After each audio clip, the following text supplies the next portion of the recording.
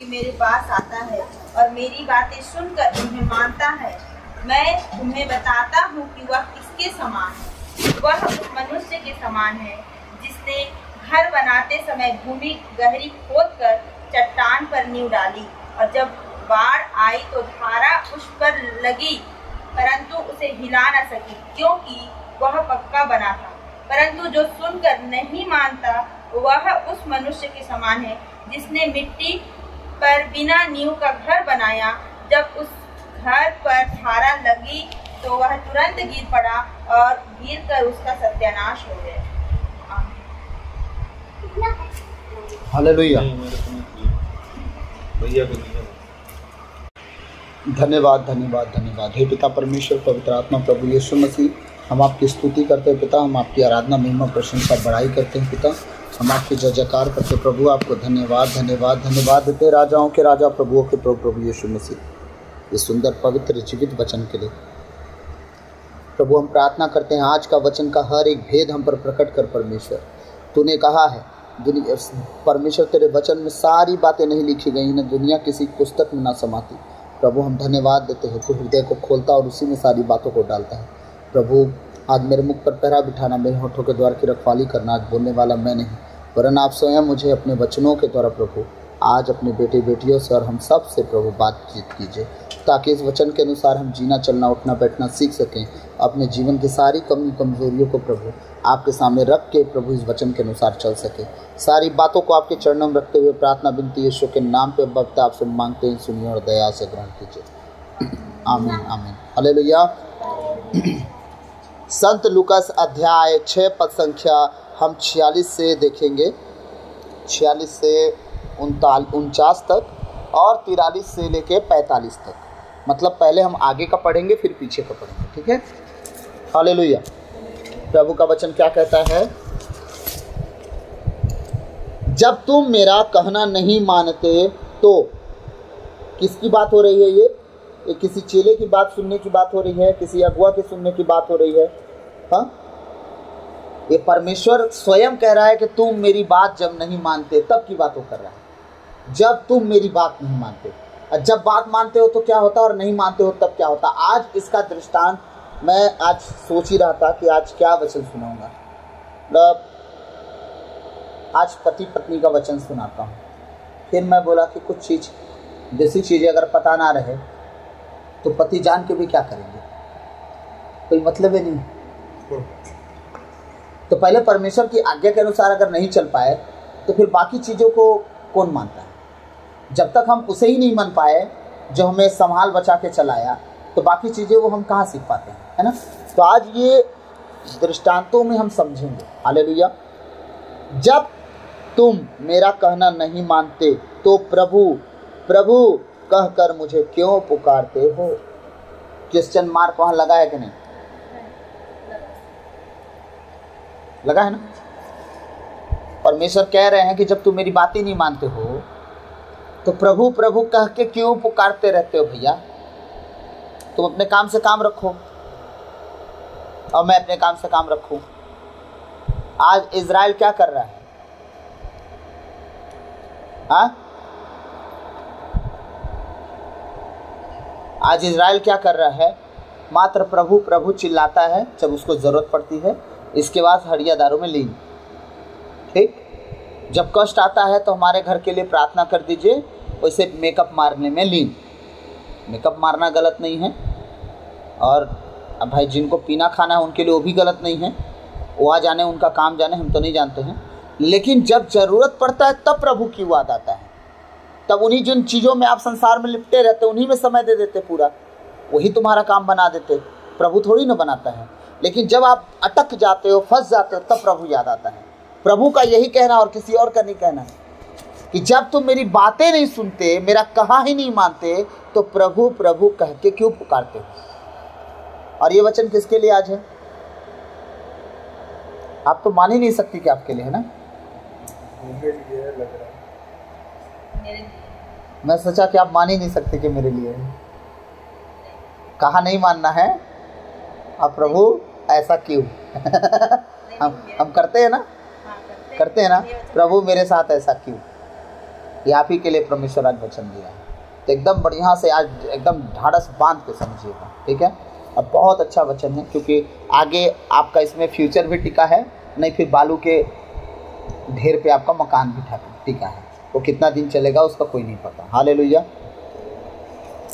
प्रभु का वचन कहता है, जब तुम मेरा कहना नहीं मानते तो प्रभु प्रभु कहकर मुझे क्यों पुकारते हो? हाँ, जो मेरे पास आकर मेरी बातें सुनता और उन पर चलता है, जानते हो वह किसके सदृश है? किसके विषय में बात कर रहा है? जो मेरी बात सुनता और उसके अनुसार वो चलता भी है। मानेगा नहीं तो चलेगा कैसे? सुनता है, मानता है और उसके अनुसार चलता है। परमेश्वर कह रहा हो किसके सदृश है पता है? एक चट्टान रखो, उस पर तुम कंक्रीट डालो, बीम तैयार करो, घर बनाओ, कुछ भी आ जाए वो टिका रहेगा। किसके विषय में बात हो रही है? जो मेरी बात सुनता है, मानता है, उसके अनुसार चलता है। उस घर की तरह हो जाएगा जो खड़ी चट्टान पे ड्रिल कर करके छेद बनाया हो और वहाँ पे बेस तैयार किया हो, सीमेंट गिट्टी डाला हो, छड़ लगाया हो और अपना घर तैयार किया हो। बाढ़ आएगी, हवा चलेगा, तूफान आएगा, वो घर कुछ नहीं होगा। होगा? नहीं होगा। ये होगा? ये किसके विषय में बात हो रही है? चाहे शैतान आपके जीवन में बीमारी लेके आए, गरीबी लेके आए, दुख लेके आए, बिजनेस फेलियर लेके आए, आपका कुछ नहीं बिगड़ेगा। वो लेके आएगा बस, बिगड़ेगा कुछ नहीं। वो चाहे कुछ लेके आ जाए, चाहे वो बेटा खड़ा कर दे, ससुर खड़ा कर दे, बाप खड़ा कर दे, माँ खड़ा कर दे, सासू खड़ा कर दे, देवरानी जेठानी खड़ा कर दे, भाभी भौजाई खड़ा कर दे, पति बच्चा खड़ा कर दे, वो खड़ा कर सकता है पर बिगाड़ कुछ नहीं पाएगा, वो भी ठीक हो जाएंगे। ये दृष्टांतों की बात हो रही है कि अगर तुम मेरी बात मानोगे और उसके अनुसार चलोगे, दिखेगा कि हमारा लॉस बहुत हो गया। शैतान क्या किया? आपका नुकसान करवाएगा, बिजनेस में नुकसान करवाएगा, बिजनेस फेलियर, है ना। और फिर हम सब करेंगे, प्रभु सब तो ठीक चल रहा था, अचानक से क्यों? वो ला तो रहा है, लेकिन अगर तुम मान के बस चल तो रहे हो। वो आज बिजनेस फेलियर किया है ना 10,000 का, परसों दिन परमेश्वर 35,000 का फायदा कराएगा, आज का प्लस कल का प्लस परसों दिन। आमीन। वो तीनों दिन का मेकअप करवा देगा, क्योंकि ये फेलियर लाया, परमेश्वर तो नहीं दिया ना। वो तो बस वो कहा है कि मेरी बात मानो, मेरे अनुसार तुम चलो, बस। बाकी जो शैतान को लाना है लाने दो, मैं देख लूंगा। ये हमारा परमेश्वर है। लेकिन अब ठीक दूसरा भाग है इसका, पढ़िए। वह उस मनुष्य के समान है जिसने घर बनाते समय भूमि गहरी खोदकर चट्टान पर नींव डाली। सीधे खोदते खोदते कहाँ ले गया? चट्टान तक ले गया, एकदम पक्की जमीन पहुंच गई। बुनियाद काटते समय हम खोदते हैं तो नीचे तक लेके जाते हैं ना, हमारा घर सेफ रहे। उस मनुष्य के समान है कि गहरा खोदते खोदते सीधे चट्टान पे अपना बुनियाद डाले। हाँ, और जब बाढ़ आई, हाँ, तो धारा उस घर पर लगी परंतु उसे हिला न सकी। जब बाढ़ आई, लहरें आई, तूफान आई, बीमारी आई, गरीबी आई, लाचारी आई, दुष्ट आत्माएं आई, झगड़े आए, ईर्ष्या आई, जलन आई, क्रोध आया, जो कुछ आया, आपको हिला नहीं सका प्रभु में। वो आए, कितनों आना है, वो कुछ कर नहीं सकता। कुछ कर पाया? हम अभी अपने जीवन में बहुत परेशान हुए कि नहीं हुए? क्या कुछ कर पाया? वो आई, लेकिन ठहरी क्या? जिस तरह आई उसी तरह चली भी गई। लेकिन अगर यही दीवार कमजोर होती, बालू पे बना होता, तो कौन से डारी में लगते? भैया तो कोशिश कर भी लिए थे, फिर कहाँ हुई? 9 साल नहीं ना हो पाता। ये सारी बातें क्यों कहा जा रहा है? ये वार्निंग समझिए, वचन समझिए, चाहे अपने जीवन का उद्धार समझिए, वो आपके ऊपर। वार्निंग समझेंगे तो आगे गलती नहीं करेंगे, उद्धार समझेंगे तो सदा इस पर चलते रहेंगे। हाँ बिल्कुल, सवाल कीजिए। बिल्कुल बिल्कुल बिल्कुल। गलती क्या है? मैं तो देखता हूँ कि जब जाता हूँ तो वो आपके सोच से परे वाला है। वो आप कभी वहाँ तक कभी पहुँच ही नहीं सकते। 2-4 साल जो आप सोच रहे हैं ना, वहाँ 2-4 साल नहीं पहुँच सकते। अपने घर में रहती है, हम यहाँ से पहुँच जाते हैं। वो इसके अंदर होता है, माइंड में जो सारी बातें चलती हैं। समझ गए ना? परमेश्वर शब्दों से ज़्यादा हृदय को जांचता है कि आपके मन में क्या चल रहा है। वो आपके सोचने से पहले जांचता है। तब आप विचार यहाँ करते हैं ना, परमेश्वर वहाँ सनक जाता है, हो गया काम खत्म। फिर आपके घर में टेढ़ा मेढ़ा शुरू। क्यों? उसका हाथ आप पर से हट जाता है और शैतान तो कब से खोज के बैठा है, कब घुसू फाड़ खाऊं। क्या है ना, मैं देखता हूँ कि दोपहर में जाऊँगा घर तब वो पढ़ते रहेगी, तो कभी आप खुद सोचिए कि आप किस जगह पे हैं। अगर वो ये ना करे ना, 10 दिन छुड़वा दीजिए, आपके घर का हालत देख लीजिएगा। हाँ तो ये कारण है क्योंकि एक छोड़ के जाती है तो 8 और लेके आ जाती है। फिर 8 अगर आ गई ना, किसका सर कहाँ फूटेगा, कौन किस घर में जाके रुकेगा, कहाँ रहेगा, कोई पता नहीं। फिर वो तांडव फिर आपसे बर्दाश्त से बाहर, फिर आप कहेंगे मैं ही नहीं आऊँगा। समझ गए? वो आप बोलेंगे मैं ही नहीं आऊँगा, तुम लोग रहो, मेरे को नहीं सुनना है। ये चीज़ें होती हैं परिवार में, क्योंकि अगर जो व्यक्ति परमेश्वर को एक बार चुना, यीशु मसीह वन वे रोड है, एक बार गए तो वापस नहीं मुड़ सकते आप, सीधी बात। क्योंकि आपके पीठ के लिए परमेश्वर कोई हथियार नहीं दिया है। पीठ के लिए ये अगुआ ठहराया है, वो आपको पीछे से आपका देखभाल करेगा, आगे से आप चलते रहो, लड़ते रहो, आगे बढ़ते जाओ। परमेश्वर आपके साथ है, कभी आप ना गिरोगे, ना थकोगे, ना लगेगा थोड़ा ठोकर, लेकिन आप संभल के उठ जाओगे। बस पीछे मत मुड़ना। परमेश्वर के वचन का बस यही रूल है। मौसी मुड़ी, कहानी ख़त्म। परिवार मुड़ा, माँ बाप मुड़े, खानदान मुड़ा, मौसी का पूरा घराना मुड़ा। आप सबको देखिएगा बैठ के और अपने घर को देखिएगा। लगभग पूरा खानदान ही तो प्रभु को मान रहा था ना, और माना कि नहीं माना? कहीं ना कहीं तो माना ना। लेकिन अब देख लीजिए, कौन टिका? कोई टिका नहीं, क्योंकि वो सब हमेशा सोचे कि प्रभु यीशु मसीह उनके हिसाब से चले, और प्रभु यीशु किसी के हिसाब से नहीं चलता। तब आप सोचते हैं कि गलती क्या करती है और हम इसको सुनाते रहते हैं। प्रभु यीशु इनके हिसाब से नहीं चलेगी। सुनाने वाली बात नहीं है, मैं इसलिए पूछा कि जहाँ गलती करती है तो मैं भी बोलूँगा थोड़ा सा आउट करो। तो आपको क्या लगता है कि जूता चप्पल ले ले फेंक फेंक के मारते रहेगी? हाँ वही तो मतलब दीदी, बहुत अच्छी बात है कि भैया की नज़र में आपके जीवन से गलतियाँ खत्म हो चुकी हैं। अच्छी बात है कि नहीं है ना? इनको दिखता ही नहीं आपकी गलती, कम से कम ये अच्छी बात है ना।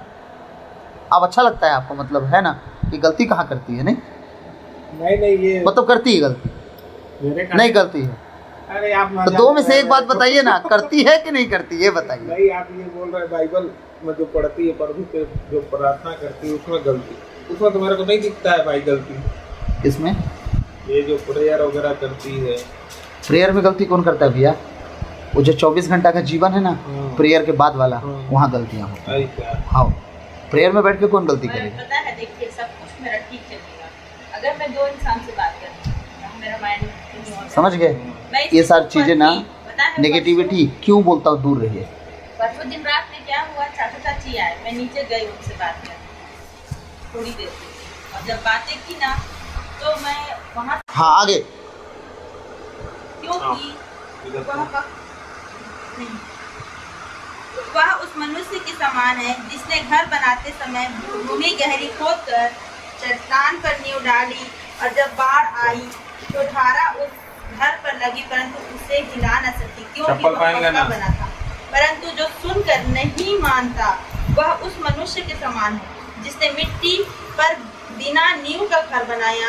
जब उस घर पर धारा लगी तो वह तुरंत गिर पड़ा, और गिरकर उसका सत्यानाश हो गया। हालेलुया। अब परमेश्वर की इच्छा अनुसार जो नहीं चला उसके साथ क्या हुआ?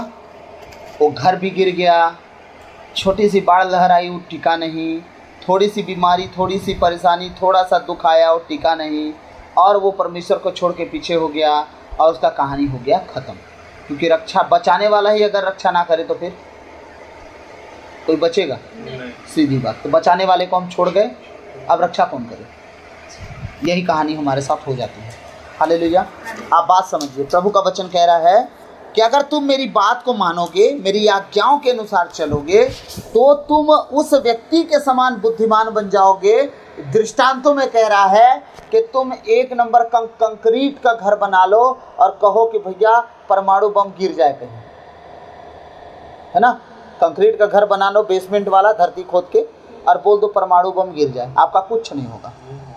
समझे? परमाणु बम गिरे कहीं भी, लेकिन आपका नुकसान कुछ नहीं होगा। इसीलिए तो बेसमेंट का घर बना के लोग रहते हैं, नीचे चले जाते हैं। ठीक है, परमाणु बम का हमला कोई फर्क नहीं पड़ेगा, ऊपर चाहे चिक्कन हो जाए, पूरा पहाड़ तक हिल जाए, खिसक जाए, धरती के नीचे घर वाला कुछ नहीं होगा। और घर बेसमेंट का ही बनता, कंक्रीट से, पूरा कंक्रीट से, मोटी दीवार, पूरा ढला जाएगा, पूरा दीवार तक ढला जाएगा, वहाँ सीमेंट उमेंट नहीं लगेगा। तो परमेश्वर कह रहा कि अगर तुम मेरे कहे अनुसार चलोगे तो बेसमेंट वाले घर में तुम्हें सेव कर दूंगा मैं। दुनिया का लाख भूकंप हो तुम्हारे लिए नहीं होगा, वो संभाल के रखेगा। प्रभु का वचन ध्यान से समझिएगा। जब तुम मेरा कहना नहीं मानते तो प्रभु प्रभु कहकर मुझे क्यों पुकारते हो?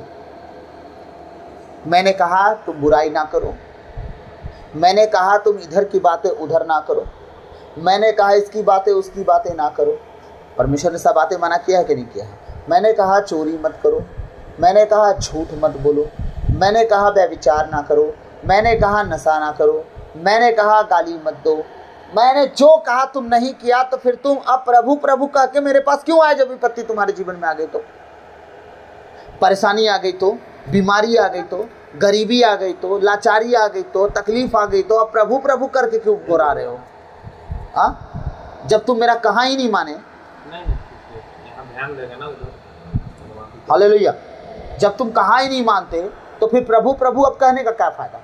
लेकिन प्रभु ये भी कह रहा है कि अगर तुम अपना बात पलट लो, कहना मान लो, तब तुम बुद्धिमान हो जाओगे। प्रभु का बात मानने वाला व्यक्ति, वचन पढ़ने वाला व्यक्ति, प्रार्थना करने वाला व्यक्ति, अपने आप बुद्धि आती है, मालूम है ना?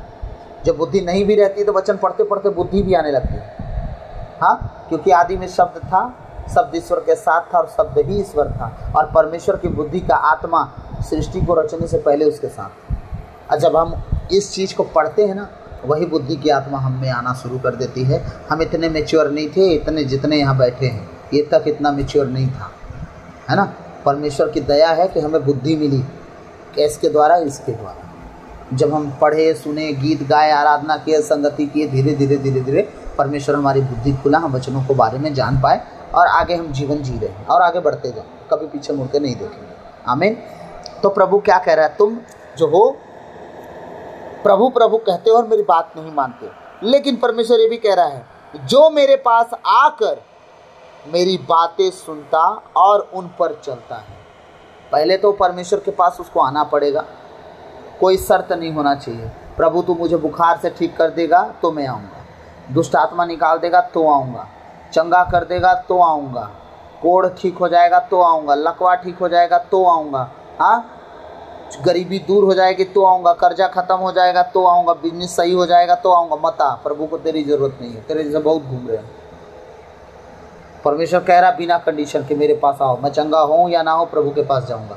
चाहे वो ठीक करे ना करे, आज़ाद करे ना करे, चाहे वो चंगा करे ना करे, परमेश्वर था, है और रहेगा। मैं सदा उसी के साथ रहूँगा, सदा उसी के साथ रहूँगी। फिर परमेश्वर एक्शन लेता है हर उन दुष्ट आत्माओं पे जो आपके जीवन में काम कर। ठीक, कितनी तरह के दुष्ट आत्मा है। जैसे भाई को घर से निकाला है, वो अलग दुष्ट आत्मा है, मन उचाट देता है, सीधे है, बेकार है, सब निकलो, ठीक है। भटकाने वाली आत्मा, वो भटका देती है। ये बहुत सी आत्माएं अलग अलग तरीके से वो काम करती हैं। उनका अगुवा एक तो डेविल, उन सब से वो एग्रीमेंट साइन करते हैं और एक व्यक्ति के पीछे लग जाते हैं। क्या करना है? इसको बिजनेस से ख़त्म करना है। क्यों? इसकी तो यही गवाही है कि मेरा बिजनेस अच्छा चल रहा है, और इसकी गवाही ख़त्म कर दो। हाँ, इसका स्वास्थ्य खराब कर दो, इसकी तो यही गवाही प्रभु मुझे चंगा किया है, स्वास्थ्य खराब करो। अब वो क्या करते हैं पता है? आपके पीछे मंडराते रहते हैं। कब तक? जब तक एक गलती ना हो जाए, बस एक चूक ना हो जाए। वो इंतज़ार करते रहे, एक चूक कब करे ये, हम इसके जीवन में घुसे, इन्हें फाड़ खाए। हम क्यों लड़े इनसे? मालूम है, एक गलती इनसे जो होती है ना, एक गलती, अब से ऐसा नहीं होगा। वो चीज़ होने के बाद कितनी तकलीफें घर में घुसती हैं वो हम जानते हैं ना। बाद में किसको झेलना पड़ता है, तो समझे। इसलिए मैं गुस्साता हूँ कि ऐसा कुछ ना करो आप कि कल के दिन आपको झेलना पड़े और आपके साथ हमारा सबका ध्यान ना आप ही पटक जाए। अब पूरे हफ्ते 2 हफ्ते ना हम पूरा मेंटली डिस्टर्ब, क्योंकि हम तो परिस्थिति समझ रहे हैं ना आगे क्या होगा। इसीलिए शैतान जब अवसर ढूंढता है तो अवसर नहीं देना है हमें, क्योंकि जिस चीज़ के वजह से आप अवसर दे रहे हो, क्या वो चीज़ आपके जीवन में कभी काम दिया या आगे देगा? आप ये सोच के बस उसको अवसर देना, चाहे वो कोई हो।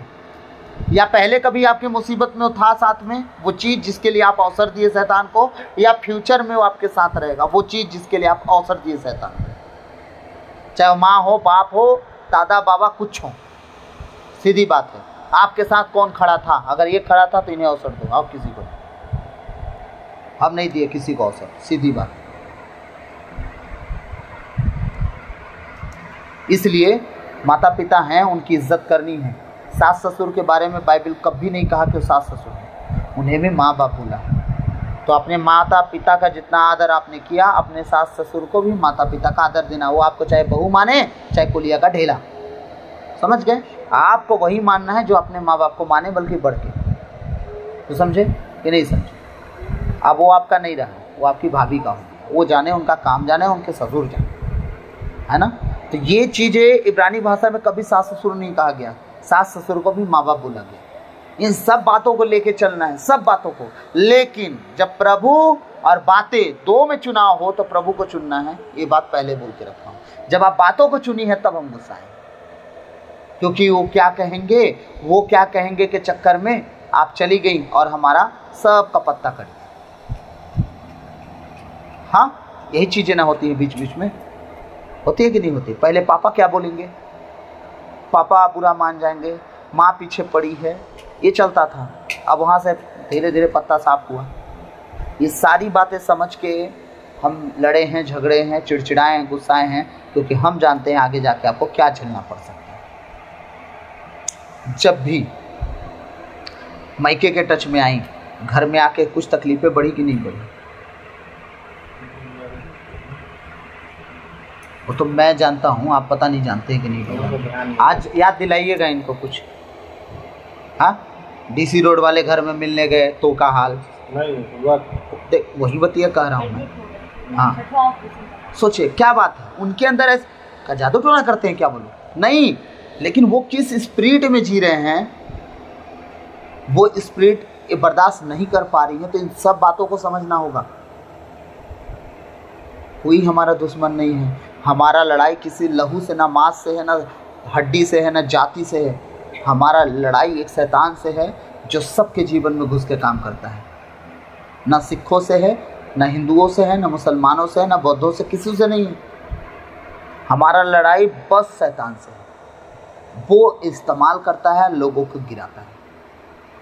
हालेलुया, समझ रहे हैं मेरी बात? इसलिए प्रभु कह रहा है, अगर तुम मेरे पास आते हो, जो मेरे पास आकर मेरी बात सुनता और उन पर चलता। पहले तुम सुनो कि परमेश्वर ने कहा ये ना करना, तो आप अब चलो उस पर, मतलब अब नहीं करेंगे, आप अब चल रहे हो। आप उसने कहा ये करना तो आप करोगे, इसका मतलब आप उस पर चल रहे हो। उसने कहा किसी की निंदा ना करना, आप नहीं करो, तो आप उसके वचन पे चल रहे हो। जो मेरे पास आकर मेरी बात सुनता और उन पर चलता है, जानते हो वह किसके सदृश है? क्रिश्चियन मार्क वो सवाल पूछ रहा है कि जानते हो किसकी तरह है? वह उस मनुष्य के सदृश है जो घर बनाते समय गहरा खोद कर और उसकी नींव चट्टान पर डालता है। बाढ़ आती है और जल प्रवाह उस मकान से टकराता है, किंतु वह उसे ढा नहीं पाता, गिरा नहीं पाता। कितना भी जल उछने, कितना भी तूफान आए, पर उसको वो गिरा नहीं पाता, कुछ नहीं कर पाता, क्योंकि वह घर बहुत मजबूत बना है।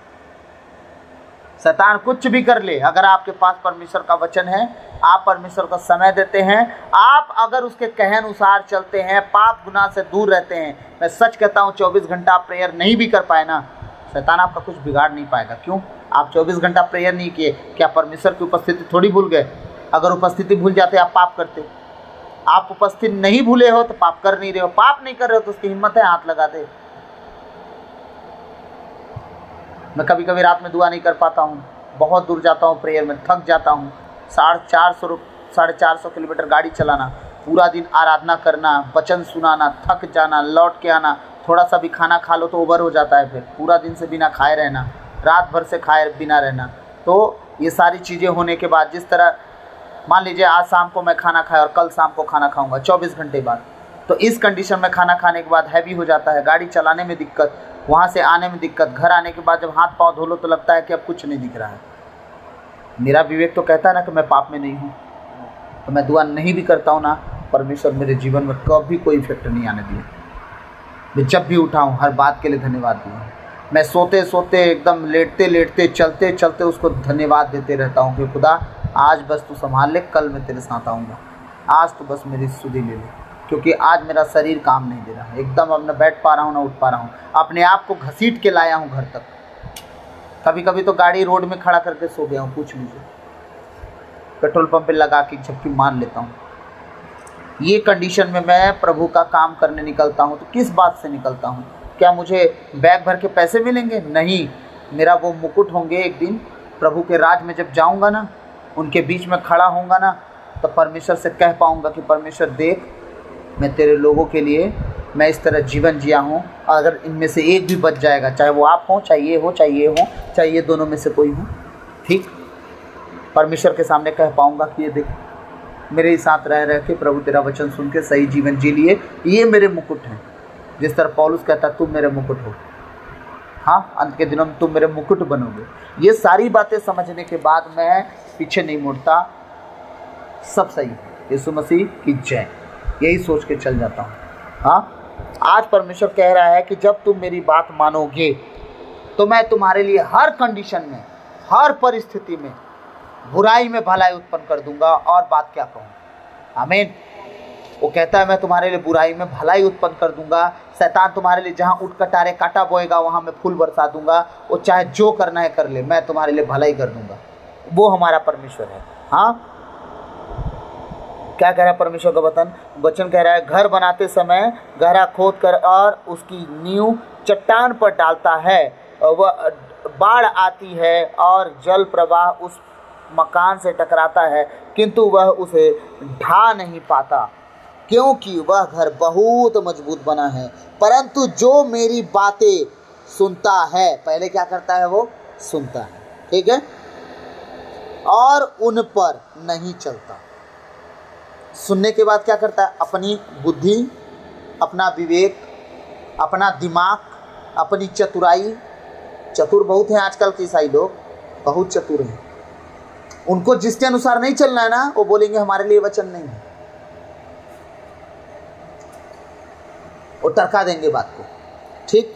प्रभु कहता परंतु जो मेरी बात सुनता है और उन पर नहीं चलता, वह उस मनुष्य के सदृश है जो बिना नींव डाले, बिना बुनियाद के घर बना रहा है। परमेश्वर क्या कह रहे हैं, जो सुनता और उसके अनुसार नहीं चलता ना, उस मनुष्य के समान है जो बिना नींव डाले भूमि तल पर अपना घर बनाता है, जल का बाढ़ आता है और उससे टकराता है और वह घर ढह जाता है। बिना नींव के घर रहेगा तो नहीं गिरेगा, गिर जाएगा ना।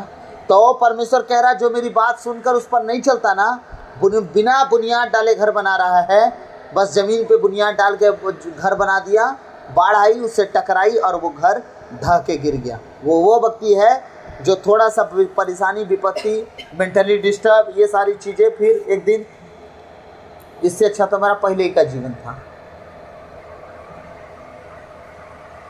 है ना, पहले ही का जीवन। सवाल इनको करना चाहिए, अगर ये कभी बोलते तो कर कौन सवाल रहा है, ये क्या बोले, याद दिलाना पड़ रहा है कैसा था पहले का जीवन, सोचे। तो परमेश्वर क्या कर रहा, बिना बुनियाद के घर वाले वो लोग हैं जो बात सुनते हैं और लास्ट में क्या कहते हैं, अरे हमसे नहीं हो पाएगा यार, बड़ा कठिन बात है।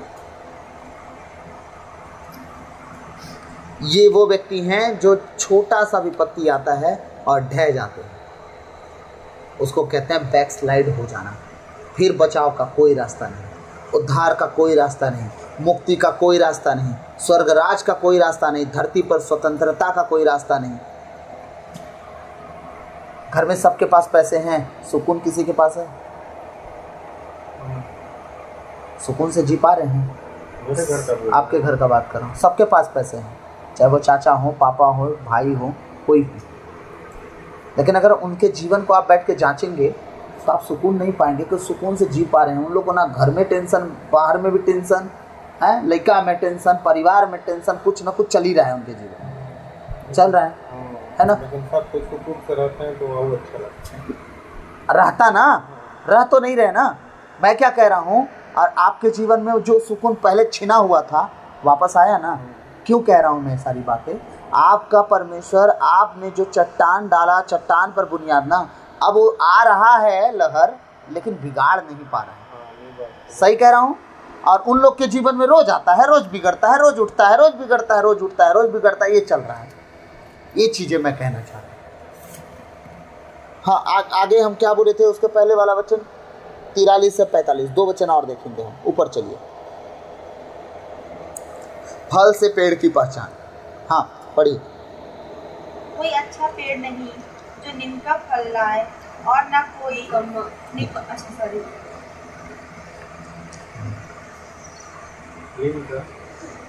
कोई अच्छा पेड़ नहीं जो निकम्मा फल लाए, और न कोई निकम्मा पेड़ है जो अच्छा फल लाए। हर एक पेड़ अपने फल से पहचाना जाता है, क्योंकि लोग झाड़ियों से अंजीर नहीं तोड़ते और न झड़बेरी से अंगूर। भला मनुष्य अपने मन के भले भंडार से भली बातें निकालता है, और बुरा मनुष्य अपने मन के बुरे भंडार से बुरी बातें निकालता है, क्योंकि जो मन में भरा है वही उसके मुंह पर आता है। हालेलुया। अब ये वचन तो आपका हो गया। अब आते हैं भैया में। भाई आज एनिवर्सरी का टाइम है, दोनों को जानना होगा। अब एक ही जन का क्लास काहे लगे? हाँ? मेरा मत लगाइए। नहीं, आज तो लगेगा भैया, सुनिए, आज तो लगेगा। कोई अच्छा पेड़ बुरा फल नहीं देता, और ना कोई बुरा पेड़ अच्छा फल देता है। तो अगर आप अच्छे पेड़ हो तो वो अच्छा फल बनेगा। ठीक है? डिपेंड करता है आपके जीवन। अगर आप बुरे पेड़ हो तो अच्छा फल नहीं बन सकता, वो भी बुरा फल बनेगा। अब अंगूर का पेड़ अगर आप बनेंगे तो उसमें अंगूर निकलना चाहिए, झड़बेरी। तो प्रयास तो यही है कि अंगूरे निकले। अगर आप झड़बेरी का पेड़ है तो उसमें अंगूर निकलेगा? नहीं निकलेगा ना। भैया आजकल बात नहीं सुनता। भैया आजकल बात नहीं सुनता। तो बुनियाद है ना, आप चाहे उसमें आप मिट्टी डालिए, चाहे गिट्टी डालिए, चाहे सीमेंट बालू भी मिला के डाल दीजिए, सब आपके ऊपर है। अभी अगर वो बुनियाद कच्ची रह गई, अब बिल्डिंग तैयार हो गई, वो जवान हो गया, तो बुनियाद पे डिपेंड होगा ना कि सब आपने क्या डाला। तारक मेहरा डाले, समझ गया, रील्स डाले, साथ में लेटा के टिकटॉक दिखाए, तो समझ में आ रहा है? आप अच्छा पेड़ बनिए तब वो अच्छा फल लाएगा। नहीं तो कल छोटे भाई की तरह पापा चलता हूँ, नहीं तो हम क्या कह रहे हैं? भविष्य आप तय करेंगे ना। समझ गए? भविष्य आप तय करेंगे, उसका भविष्य आप तय करेंगे, ये नहीं तय करेंगी। अगर माँ होती, लड़की होती, तो आप इनके ऊपर छोड़ देते। तेरा जिम्मा है भाई, मैं नहीं जानता। नहीं तो इससे बोल करता है, वो अलग मैटर है। मैंने क्या कहा? समझ गया क्या कहना है। समझ गए? हाँ, समझदार हैं आप। क्या कह रहा है प्रभु वचन? जो अच्छा पेड़ बुरा कोई अच्छा पेड़ बुरा फल नहीं लाता, और ना कोई बुरा पेड़ अच्छा फल देता है। हर पेड़ अपने फल से पहचाना जाता है। लोग न तो कटीली झाड़ियों से अंजीर तोड़ते हैं, और न उटकटारों से अंगूर। अच्छा मनुष्य अपने हृदय के अच्छे भंडार से अच्छी चीज़ें निकालता है, और जो बुरा है वह अपने बुरे भंडार से बुरी चीज़ें निकालता है। क्योंकि जो हृदय में भरा है वही मुंह से बाहर आता है। कभी कभी बहुत कटु वचन निकल जाता होगा ना गुस्से में एक दूसरे से, वो ना कभी कभी नहीं निकलता, वो बहुत दिन से रखा रहता है, तो एक दिन ना वो निकल ही जाता है ना। फिर हृदय ना चोट पहुंचा देता है, बाद में लगता है नहीं बोलना था, है ना। ये मेरे साथ होता है ना। और फिर बहुत रट रट निकल जाता है, और फिर बाद में फिर थोड़ा पछतावा होता है कि नहीं बोलना था, नहीं करना था, लेकिन मैं तो कर दिया। और वो चीज़ें ना उसी दिन नहीं आती हैं, वो बहुत दिन से रखी रहती हैं। कुछ कुछ बातों में वो रखी जाती हैं, और एक दिन समय अवसर पर कंट्रोल नहीं होता, और हृदय में था निकल गया। मुँह पे नहीं था, वो अंदर था तब निकला। मुँह पे होता तो सोचना पड़ता। इसलिए याद रखिएगा, इनका तो हो गया, अब आपको थोड़ा समझना पड़ेगा ताकि कल के दिन ये जो फ्यूचर है ना वो अच्छा हो, वो आपको तंग ना करे। पता नहीं हम कहाँ रहेंगे, मिल पाएंगे नहीं मिल पाएंगे, इनका ट्रांसफ़र हुआ पता नहीं किस रास्ते निकल गए हैं, दूर दराज हो गए। जब 15 किलोमीटर आने में आपको इतना मशक्क़त करना पड़ता है, 150 किलोमीटर तब तो आप दर्शन ही नहीं दिखाएंगे, फिर तो मेरे को आना पड़ेगा। इस सारी बातों का ख्याल रखिएगा। और हर एक के लिए, आज सिर्फ आप दोनों के लिए नहीं, हर एक के लिए कहा जा रहा है, जितने ऑनलाइन भी सुन रहे हैं, अगर माता पिता पूरी रीति से सही रीति नहीं चलेंगे तो बच्चे से उम्मीद कल के दिन ना करें।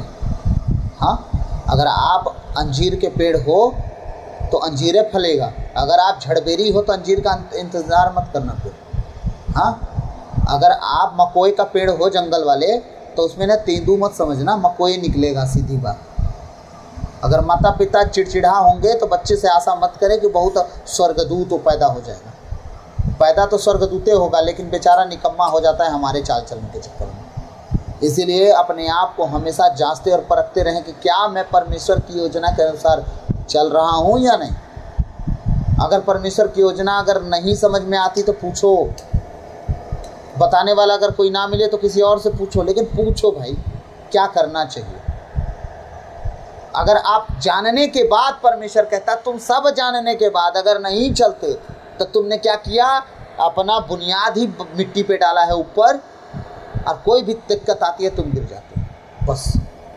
फिर तुम ये नहीं कह सकते परमेश्वर ने मेरे साथ ऐसा क्यों किया। नो, आपने बुनियाद ही गलत डाला। आप मेरी बात तो सुने पर उसके अनुसार चलेंगे। जैसा कि मैंने आज आपको कहा कि अगर आज आप अंजीर के पेड़ हो तो आप में से अंजीर निकले, है ना, ताकि कल के दिन वो झड़बेरी ना बने। ये रोना किसको पड़ेगा। दुनिया में आप सबसे लड़ सकते हैं, अपनी औलाद से नहीं लड़ सकते, भूलिएगा नहीं। हर एक व्यक्ति सबसे लड़ सकता है, औलाद से नहीं लड़ सकता। सबसे लड़ जाएगा माँ बाप, अपने औलाद के लिए किसी को मार भी देगा, लेकिन अपने औलाद से नहीं लड़ सकता। इसीलिए औलाद ज़रूरी है कि उसको किस तरह रखना है। मैंने नहीं कहा मारिए, मैंने कहा सिचुएशन देखिए, नहीं तो कोड़े उठाइए और कूटना शुरू। नहीं, कुटाई तो जारी रहेगा, थोड़ा सा मजबूत हो जाए। भूत है युवराज, मार खाने वाला काम क्या करेगा ना यार, कामे क्या करेगा, ऐसा एक बार में सुनना है, बात खत्म। मैं इसको कभी कभी मैं बोलता हूँ कि जैसे तेरा जिम्मेदारी है जो पढ़ाई का, है ना, उसके अलावा कामे क्या है। तो प्रभु आज के इन वचनों के द्वारा हम सबको आशीष दें, आमीन।